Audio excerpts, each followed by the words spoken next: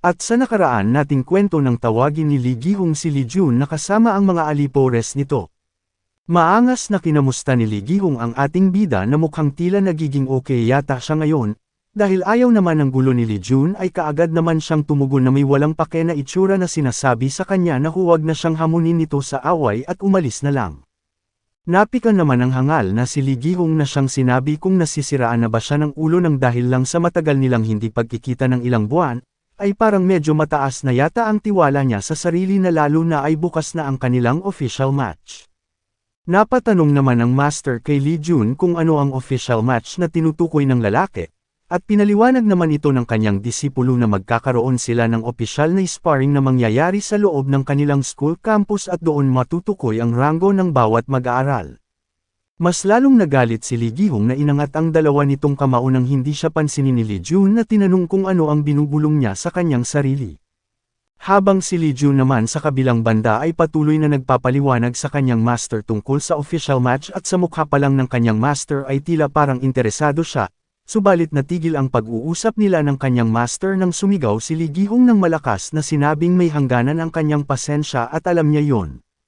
Sinubukang pukawin ni Lee Jun ang galit ni Lee Gi-hong na tinaas ang kabilang kilay niya, na tinanong kung ano ang ibig niyang sabihin at direktang sinabi ng ating bida na ang isang hinayupak na katulad ni Lee Gi-hong ay nauunang lumipad ang kamao nang hindi man lang muna nag-iisip.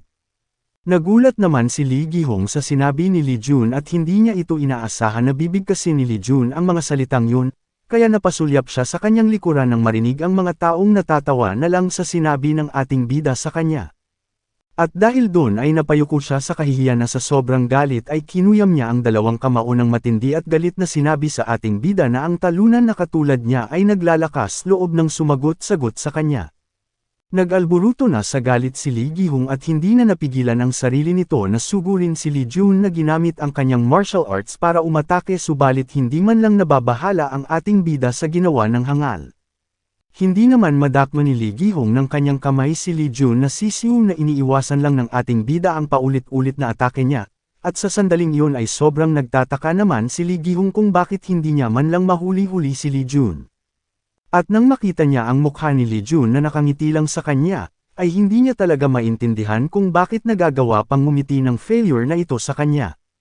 Sa pagkakataong iyon ay lumitaw naman ang sub-quest ng ating bida na nagsasaad na kailangan niyang talunin si Lee Gi-hong na natuto ng Wang Fu Family Martial Arts at ang reward naman niya kung mananalo ay bibigyan siya ng 100,000 Tech 3 points. Ginamit na nga ni Lee Gi-hong ang tuhod nito para tamaan sa ulo si Lee Jun na siyang easy lang na iniiwasan ng ating bida ang mga atake ni Lee Gi-hong na nanatili lang na nakangiti na tinitingnan ang sariling sistema. At hindi siya makapaniwala na ang kanyang master ay naghanda ng ganoong quest para sa kanya. Nagsimula nang gumalaw si Lee Jun na makikita na nakasuot pa ang kamay sa loob ng bulsa na ginamit ang kanyang paa at tinisid si Lee Gi-hong para mawala ito sa kanyang balanse, at iniisip ng ating bida na ang orihinal niyang plano ay talunin talaga si Lee Gi-hong sa official match at dahil sa sub-quest ay nagbago ang kanyang pasya. Buong pagkalito naman ang ekspresyon ng lalaki na natutumba habang nakatingin siya kay Lee Jun, at ilang saglit lang ay nadapa na siya sa lupa. Tumingin siya sa direksyon ni Lee Jun na may labis na pagtataka, at nilapitan naman ito ng ating bida na nanatiling nakasuksok pa rin ang kamay sa bulsa. Kasiya-siyang reaksyon naman ang sinabi ni Lee Jun sa kanya na medyo nababagalan siya sa kilos ng lalaki, at dahil doon ay na-trigger na nga ni Lee Jun ang labis na puot ni Lee Gi-hong sa kanya. Kaagad naman tumayo ang lalaki na nandidilim ang paningin kay Lee Jun at tuluyan ng nilalamon sa tindi ng galit at dito ay binigay niya ang buong lakas para atakehin si Lee Jun at para boldeduhin ito o sa higit na dahilan pa ay baka papatayin niya ang ating bida. Ang mga mag-aaral na nanunood sa labanan ay nasa estado ng ganap na pagkabigla na nanlaki ang mga mata at bumuka ang kanilang bibig sa nangyayari. Tiningnan ni Lee Jun si Lee Gi-hong na may malaking gulat sa kanyang ekspresyon, at kabaliktaran naman ang pinapakita ng ating bida na ganap na kalmado lamang.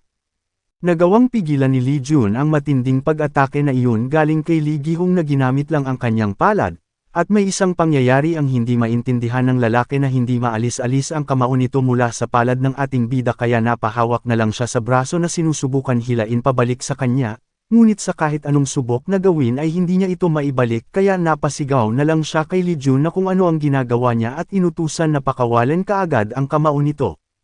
Nakangiti lang ang ating bida sa lalaki na nakumbinsi naman ni Lee Gi-hong na pakawalan ang kanyang kamao, at ginawa naman iyon ni Lee Jun na alisin ang kamao nito mula sa palad niya. Subalit nang maalis na nga ang kamao nito ay kaagad na nakaramdam ng kakaiba ang lalaki sa kanyang buong kamay at hindi moari kung anong enerhiya ang nakapasok sa kanya.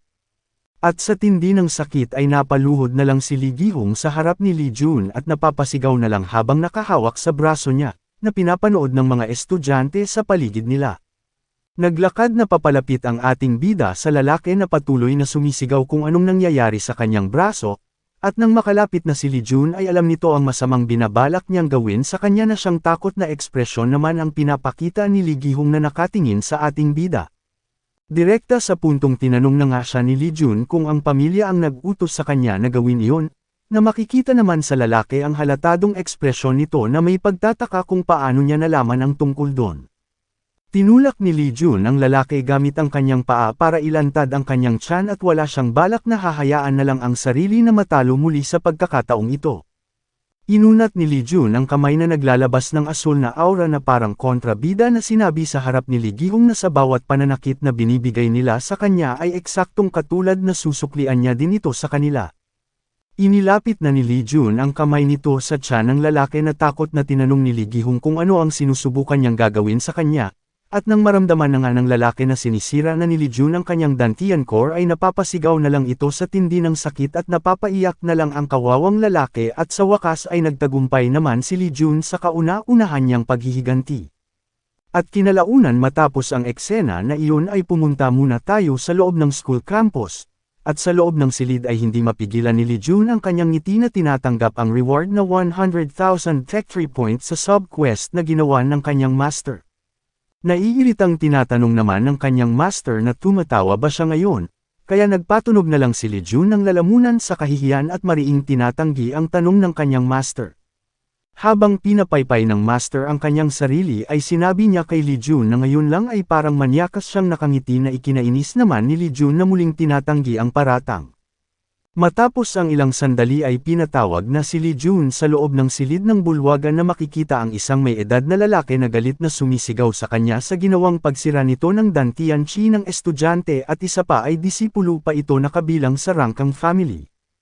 At makikita natin si Lee Jun na nakaupo lang na may mapagpakumbabang ekspresyon na may tatlong tao na opisyal sa paaralan na nakaupo din sa likuran at tinanong siya ng may edad na lalaki kung alam niya ba talaga ang eksaktong ginagawa niya. Napapaligiran si Lee Jun ng madaming silhouette ng mga taong kabilang sa disciplinary committee at tumugon siya sa tanong ng lalaki na kumilos lang siya alinsunod sa mga rules ng paaralan. At dahil sa kanyang pagsagot ay galit na boses na sumigaw ang lalaki na tinanong kung saan niya nakita ang ganoong nakasulat na rules ng kanilang paaralan.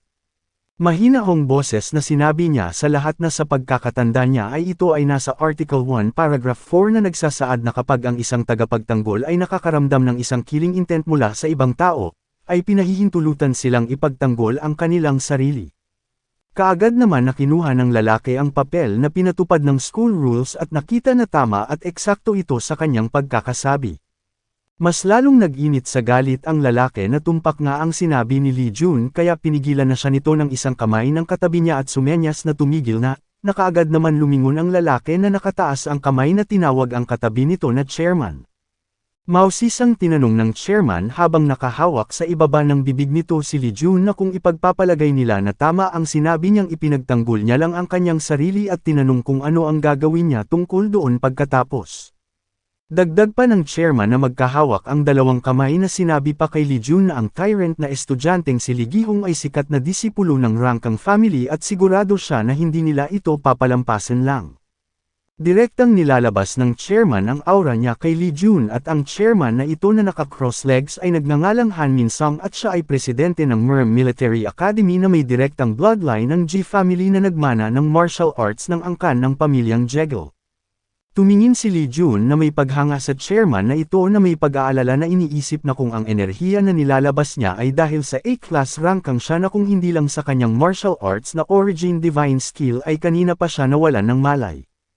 Tumugon si Lee Jun sa chairman na nanatiling nakaupo at kalmadong pinaliwanag sa lahat na sa tingin niya na nakakalimutan na nila na siya ay kabilang din sa rangkang family at anak ng isang leader, At dagdag pa niya na may ngiti sa mukha na ipaubaya na ang usaping ito ng hiwalay na hawakan ng kanilang pamilya sa maayos na pakikitungo na paraan at hindi na dapat ito kailangan alalahanin pa ng paaralan.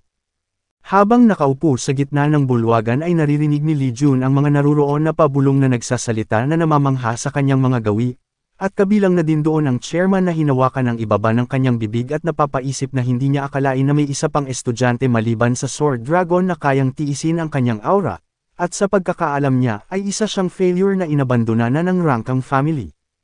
Tiningnan ng lahat na kabilang sa disciplinary committee si Lee Jun na nauwi ang hearing na nagtatapos sa pagkapanalo ng ating bida. Natapos na ang pagdinig at umalis na ang iba na makikita ang dalawa sa likuran ng lalaki na maririnig ang pag-uusap nila na sa sorpresa ay hindi nila lubos na inaakala na magkakaroon ng ganoong lakas si Lee Jun. Bago pa man umalis ang dalawa ay tinanong na nila ang naiwan na lalaki na nagngangalang Kim Taeyong na natapos na ang hearing at nagtataka sila kung bakit hindi pa siya umaalis. Tumugon naman ito na may kailangan pa siyang tatapusin at sinabi na mauna na sila. Nagbigay na ng paalam ang dalawa kay Kim Taeyong at sinara na ang pinto ng bulwagan, hindi na mapigilan ng lalaki ang puot na nararamdaman niya kaya napahampas na lang ito ng kamao sa lamesa na napapamura at hindi makapaniwala sa kinalabasan ng resulta ng pagdinig. Nagngangalit ang kanyang mga ngipin na hindi naaayon ang resulta sa kagustuhan niya at ang gusto niya ay dapat na maparusahan nga si Lee Jun sa kanyang ginawa.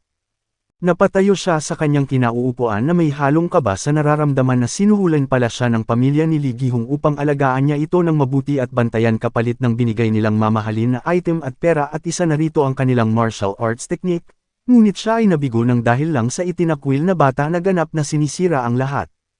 At ang puot ay napalitan ng labis na pangangamba na kung hahayaan niya lang na ganito ay mawawalan siya ng suporta sa pamilya ni Lee Gi-hong at bukod pa doon ay hindi siya mapapatawad ng Rangkang family na hahayaan na lang na ganoon ang mangyari, at nakapagpa siya si Kim Taeyong na may kailangan siyang gawin na masama kay Lee Jun na anumang paraan na posible.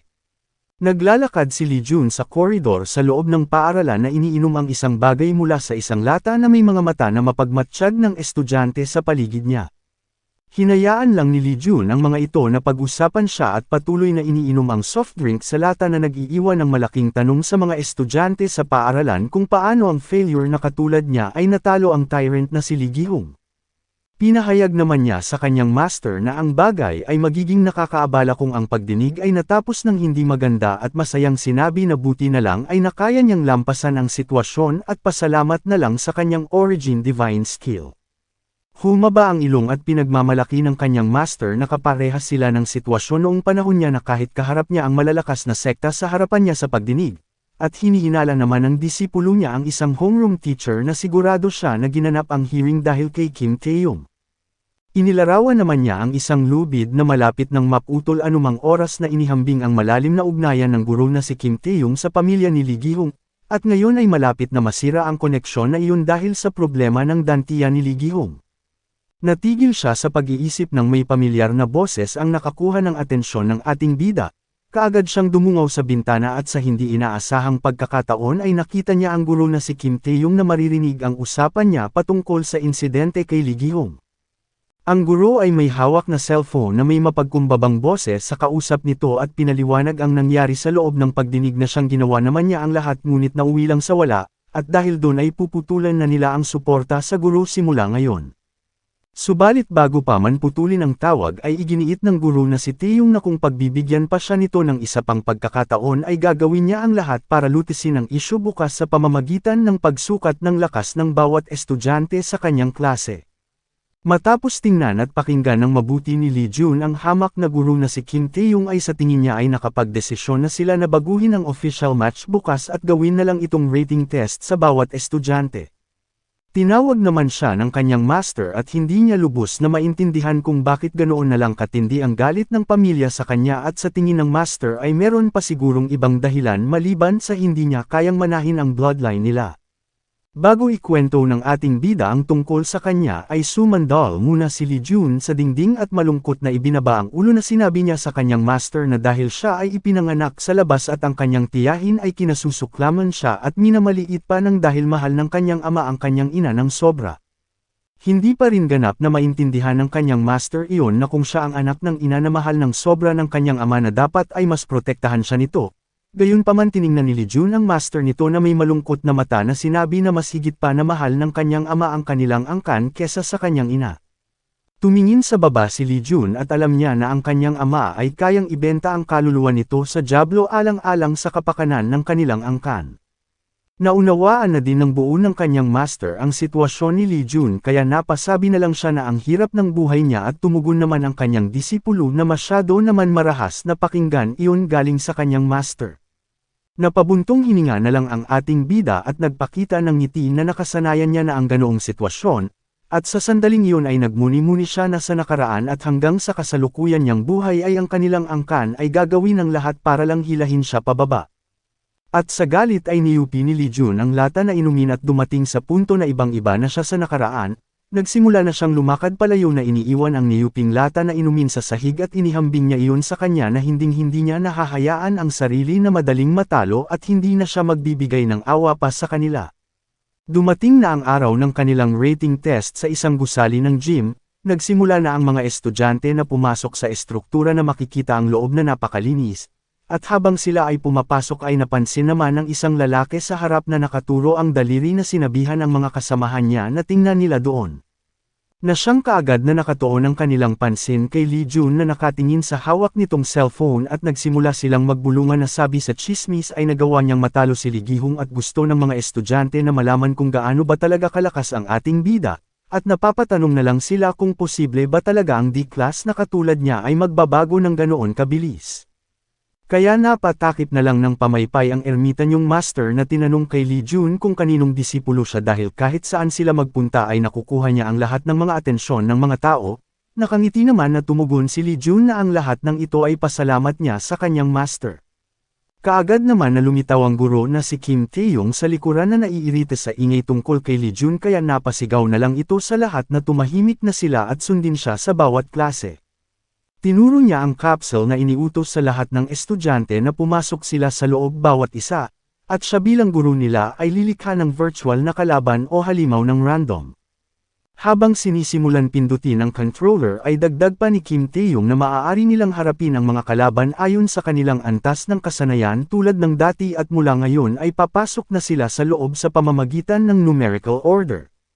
Hindi naman mapigilan ng guro ang kanyang pananabik na maisip na walang ibang lugar maliban sa gate kung saan nagkakaroon ng aksidente, since kaya niyang ma-adjust ang difficulty sa control room.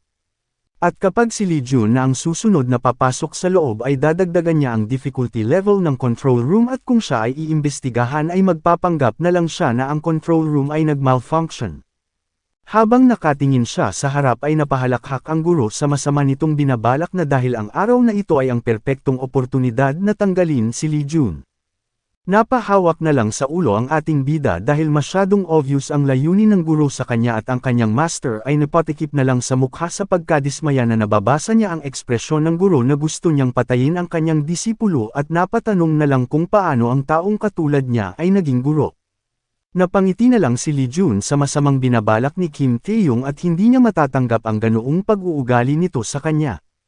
Makalipas ang ilang sandali ay pumasok na si Lee Jun sa loob ng capsule, bago pa man sila magsimula ay tinanong siya ni Kim Taeyong kung meron ba siyang partikular na gustong makalaban, tumugon naman si Lee Jun na kahit sino ang makakaharap niya ay hindi na yun mahalaga.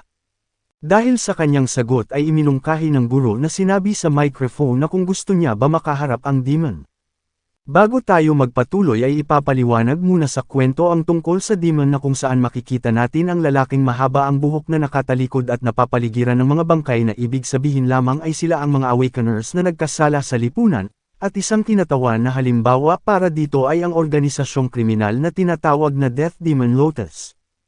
At balik sa kwento na pangisi na lang ang ating bida sa guro na si Kim Taeyong na hindi niya lubos maisip na sasabihin niya ito ng direkta sa kanya bilang estudyante na kalabanin ang gayong klase na tao, kaya napatanong na lang siya sa kanyang isipan kung nagpapakita na ba ang guro na ito ng kanyang tunay na kulay.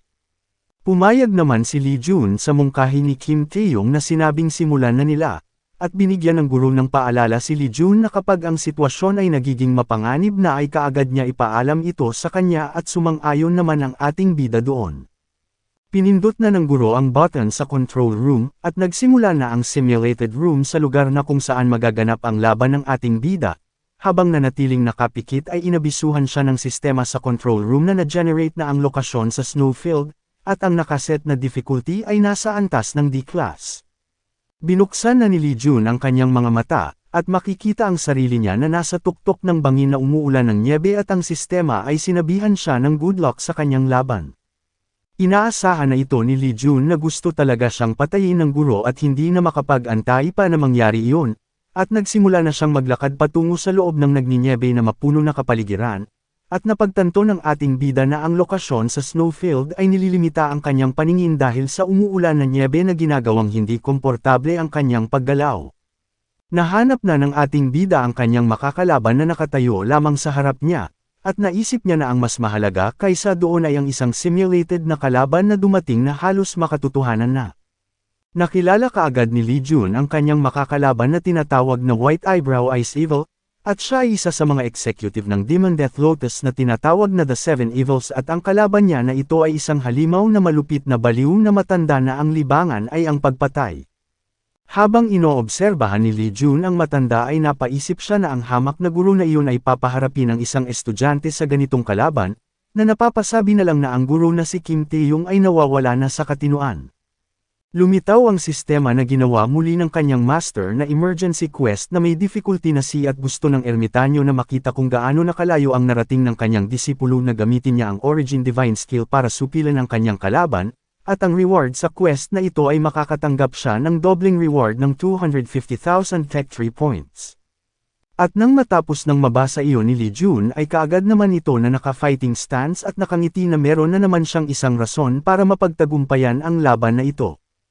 Kumilos na ang kalaban niya na tinatawag na Ice Evil na naglalabas ng aura at iniipon ng enerhiya sa bawat kamay nito. Kasunod nun ay inilunsad niya ang naipon na enerhiya patungo kay Lee Jun na parang Kamehameha Wave. Kalmado lang na iniwasan ang pag-atake na iyon ng ating bida, subalit lingid sa kaalaman niya na hindi ito normal na pag-atake lamang kaya napalingon siya kaagad sa kanyang likuran at ang enerhiya na iyon ay bumalik muli sa direksyon ni Lee Jun.